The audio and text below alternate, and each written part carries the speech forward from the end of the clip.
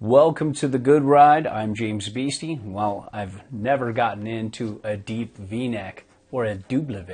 I have enjoyed a V-twin or two, and that's what we're talking about today. I rode this with Union Atlas and Ride Deadbolts. Got this in a wide variety of conditions, everything from a little bit of powder to some good groomers to some firm but fair snow. This feels like a modern take on the dipstick that I rode a few years back, but with a different camber profile. Let's talk snowboard dating apps and things that'll make you want to swipe right. This is a fun, turny, forgiving twin. It has good float for a twin and really solid grip.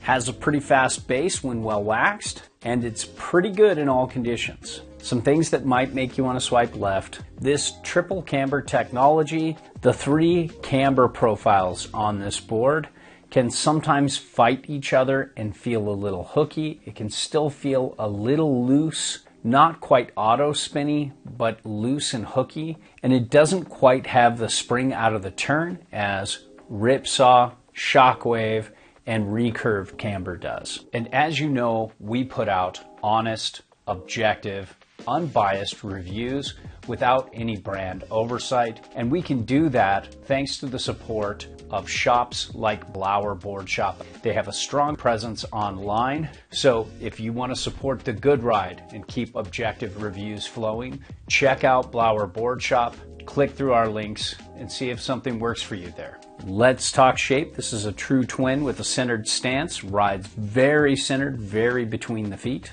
When it comes to camber profile, there is a very mellow, almost flat camber between the inserts. Then right before the inserts, it starts to rock her up and then go to a mellow camber that really doesn't come back down that much and then transitions into early rise in the tip and tail. So what I found that does is when you weight this board down, it can feel a little hooky. Sometimes the three camber profiles can fight each other a little bit. It's something you need to get used to. Once you do, it's okay.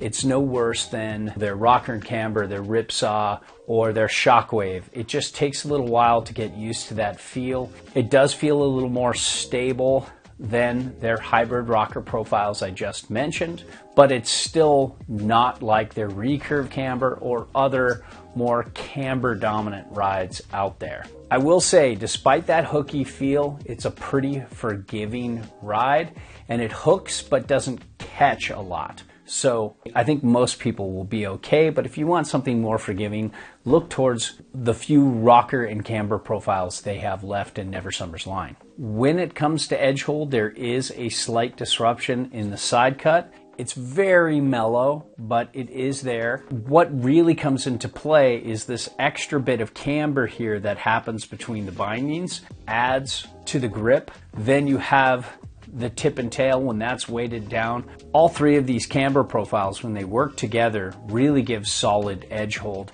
And you get a lot of pressure from the weight between your feet into this little camber right here, and it holds very well. Hard to icy snow, no problem. Let's talk Never Summer V-Twin Flex. You have a medium-ish flex, definitely medium stiff between the feet. A lot of times Never Summer boards break really easy between the feet. This one doesn't.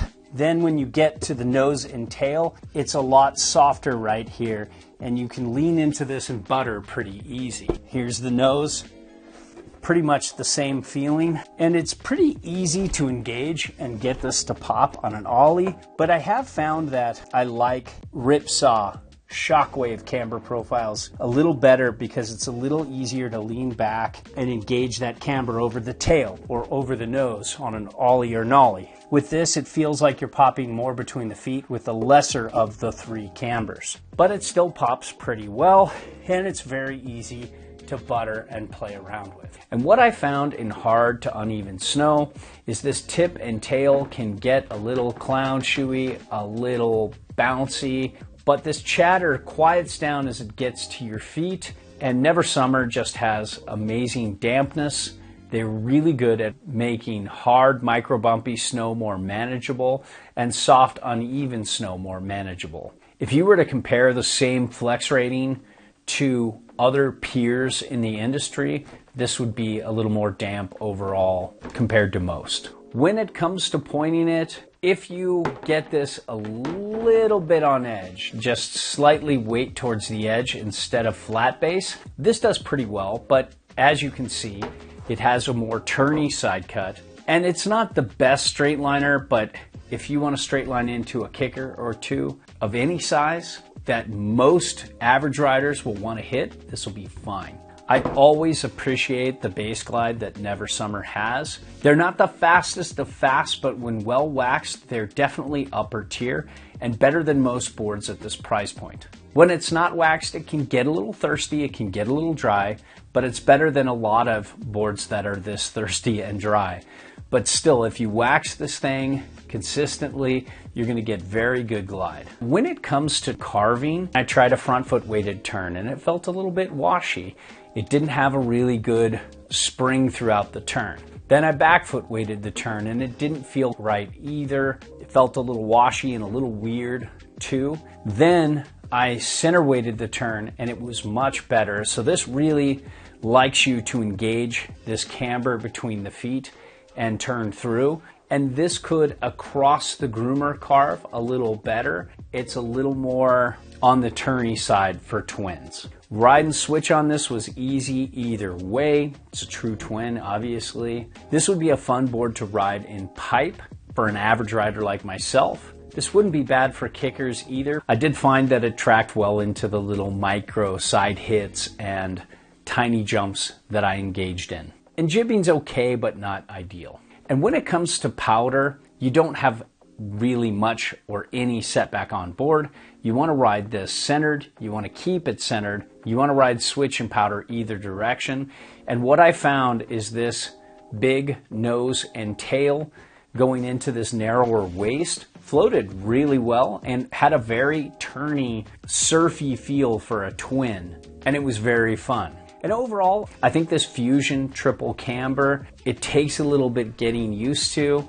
I personally prefer their recurve camber, but I think this could work with those that want to ride a twin in powder and on groomers. They need good grip and they want a forgiving ride with a good base.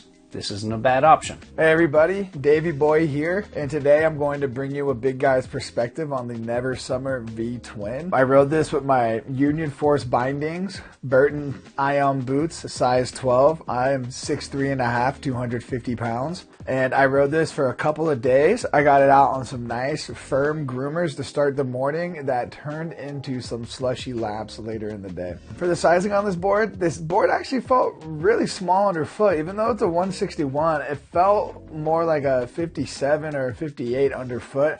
I definitely would like to size this up. It has a softer, more playful flex already. If you're a little smaller than me and you want something that's playful and easy to manhandle and move all around the mountain and throw into butters, throw turns off of jumps and stuff, then the 161 is probably a good size for you. If you're a little unsure about sizing, I would just recommend sizing up with this board because it had a small feel underfoot. This board had good pop. The triple camber technology that's going on with this board felt a little hooky in harder snow, so I didn't have the most confidence taking this off of jumps because of that slightly hooky, twitchy feel. This triple camber, it almost feels like the camber in the nose and the tail are fighting the camber in the middle when you're on harder snow, and there can be kind of like almost speed wobble, loose skateboard trucks type feel that you get with this board and other Never Summer boards that have this triple camber technology. But other than that, this board had good pop.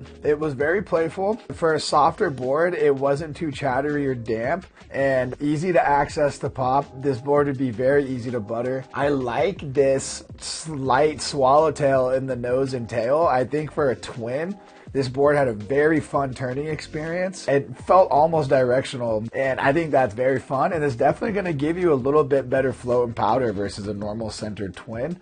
I think this board would kick ass if it had a slightly different camber profile. This big nose is just perfect for doing nose butters in powder, landing switch in powder, landing switch on the mountain, doing nose butters on the mountain. I like this tail too. Really great for everything I just said as well. And overall, I think this board has a ton of potential. For me and my riding style, it's just not quite where I would want it to be with the camber profile, but I think if you are somebody that's really into this shape, that wants a twin board, and you want to have a semi-directional feel in your turn, this board could be really fun. It's just going to take a little bit of time to get used to this triple camber, but once you are used to it, I think this thing could be your rock star.